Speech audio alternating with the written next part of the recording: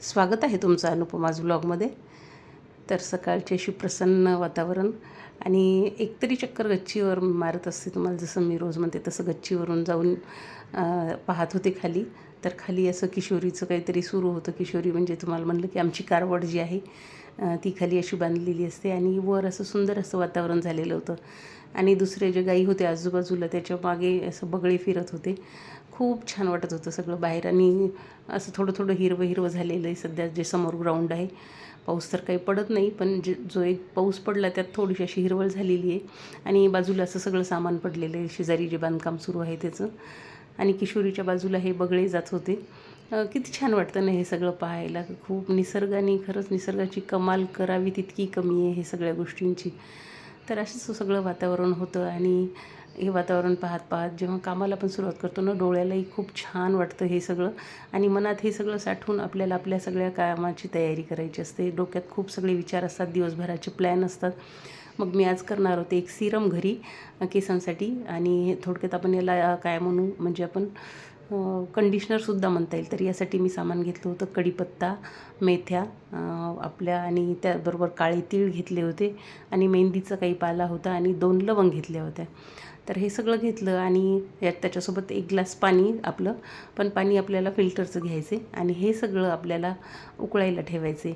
आणि तोपर्यंत उकळायचे सगळं की जोपर्यंत जे 1 ग्लास आपण पाणी घेतलेलं होतं ते अर्धा ग्लास होत नाही. तर अशा पद्धतीनं हे कंडिशनर किंवा सिरम जे काय म्हणू आपण ते सगळं होऊ द्यायचे. हे पाहताय तुम्ही. आणि थंड होऊ द्यायचं. नंतर हे जे आहे मेथ्या, आपल्या काळे तीळ जे आहे ते सगळं असं दाबून दाबून त्याचा सगळं अर्क काढून घ्यायचं आहे. आणि त्यात थोडंसं पाणी परत दुसरं टाकून ते सुद्धा गाळून घ्यायचे. आणि हे सगळं आपल्याला जे काय आपण शॅम्पू वापरतो, जो आपला शॅम्पू असेल त्या शॅम्पूमध्ये हे मिक्स करून आपल्याला आपल्या केसांवर लावायचे. तर असं हे सुंदर सिरम तयार झालेलं. तर कलर पहा तुम्ही किती छान आलेला आहे. आणि हे आपण जर केसांना लावलं तर दुसरं कुठलंही कंडिशनर वापरायची गरज नाही. त्यानंतर दुपारी मग जायचं होतं मैत्रिणीकडे. तिचा बड्डे होता मैत्रिणीचा. आणि आम्ही जेव्हा गेलो तिनं आमचं खूप छान असं स्वागत केलं. जिचा बड्डे होता तिनेच, विमलनी. मग तिच्याकडे गेलो. तिची नात पण मध्ये मध्ये करत होती. तर आम्ही सगळ्याजणी तिच्याकडे गेलो. तिनं सुंदर असं स्वागत आमचं केलं. अगोदर तर आम्ही सगळ्यांनी ठरवलं होतं की तिला न सांगता जायचं, एक प्रकारे तिला सरप्राईज द्यायचे.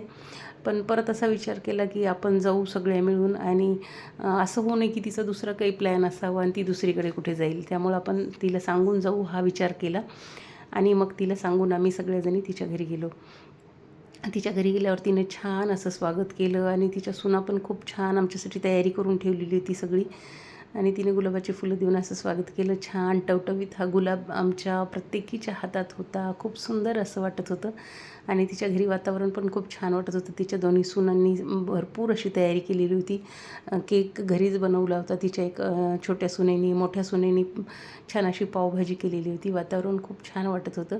आणि मग तिला मी औक्षण केल्यानंतर केक वगैरे तिला भरवला. तिने पण आम्हाला हे भरवलं. आणि आम्ही तिला ही सुंदर अशी गिफ्ट म्हणून साडी नेलेली होती. तिलाही खूप छान वाटत होतं. आपण घरच्यांसोबत तर वाढदिवस करतोच आणि होत असतो आपला, पण मैत्रिणींसोबत वाढदिवस साजरा करण्याची की वेगळीच मजा असते. आणि ते तिने अनुभवली आज. तर आम्हाला खूप छान वाटलं. ही तिची नाचही तिला सोडतच नव्हती. त्यानंतर मग तिच्याकडे गेल्यावर मला जायचं होतं BCला एके ठिकाणी. आणि जिथं आम्ही BCला गेलो तिथंच थोडंसं लाईटची ये जा सुरूच होती. तर अशा पद्धतीने आम्ही BCला गेलो. आणि आमच्या ह्या BCमध्ये आमच्या इथले म्हणजे आमदार जे आहेत राहुल पाटील सर, त्यांच्या मिसेस पण आहेत, म्हणजे सौभाग्यवती संप्रियाताई पाटील. आणि जिथं BC ठेवलेली होती तिथं अशा पद्धतीचा हा गेम ठेवलेला होता. कॅन्डल लावायची, विझवली की त्यात बांगडी घालायची. असं प्रत्येक वेळेला म्हणजे विझवूनच त्यात बांगडी घालायची. आणि ज्यांच्या बांगड्या जास्त होतील ती विनर. अशा पद्धतीचा हा गेम होता. खूप मजा येत होती हा गेम खेळत असताना. कारण जर आपण काडी जवळ ठेवली, तिथं गेल्यावर अनुभवातून कळतं की जर आपण माचीसची काडी जवळ ठेवली तर तीच फुकल्या जाते आणि कॅन्डल चालू राहते. तर मग गेम संपला असं. आणि मग छानपैकी असा गेम सुरू होता. तर हा गेम खेळत असताना माझ्या पण काही जास्त गेले नाही बांगड्या. नंतर मग ताई आल्या, संप्रियाताई, खेळायला. त्यांनी पण बऱ्यापैकी म्हणजे छान खेळल्या. जवळ त्यांच्याही भरपूर झाल्या होत्या बांगड्या. म्हणजे हा गेम असा होता की कॅन्डल विझवायची आणि त्यात बांगडी टाकायची. तर अशा पद्धतीने छान एकाग्रतेने त्या खेळत होत्या. कॅन्डल एकदा पडली तरीही न म्हणजे विचलित होता त्यांनी परत हा गेम कंटिन्यू केला. छान पद्धतीने असं त्या खेळत होत्या. छान वाटलं हा गेम खेळत असताना. त्यानंतर मग दालबाटीचा नाश्ता त्यांनी ठेवला होता. ज्यांच्याकडे BC होती त्यांनी दालबाटी आणि चुरमा लाडू पण त्यांनी केलेले होते. तर अशा पद्धतीने तिथं छान असा नाश्ता केला आणि गप्पा करत करत सगळ्यांचा ताई म्हणजे काहीतरी मार्गदर्शन करत होत्या, सांगत होत्या काहीतरी आणि त्यांना जायची पण गडबड होती. तर मग त्या सगळ्यांना बोलत होत्या आणि मग आम्ही आमचं कंटिन्यू असं नाश्ता वगैरे सुरूच होता. ताईला पण दालबाटी वगैरे खूप आवडली. छान अशी दालबाटी केलेली होती आणि कौतुक म्हणजे असं की ज्यांच्याकडे BC होती, ज्यांनी दालबाटी बनवली, यांचं म्हणजे बाळ पण छोटं आहे, तरी पण त्यांनी त्यातून वेळ काढून हे सगळं बनवलं आणि ही गेमची विनर झालेली तेजू. तर अशा पद्धतीने हा गेम झाला. सगळी म्हणजे BC पार्टी पण छान झाली आणि मैत्रिणीचा बड्डे पण छान झाला. तर कसा वाटला तुम्हाला माझा कालचा दिवस नक्की सांगा. आणि जेव्हा असं काही आपण करतो तेव्हा खूप छान वाटतं, प्रसन्न राहतो, हो की नाही? तर चला भेटू, बाय.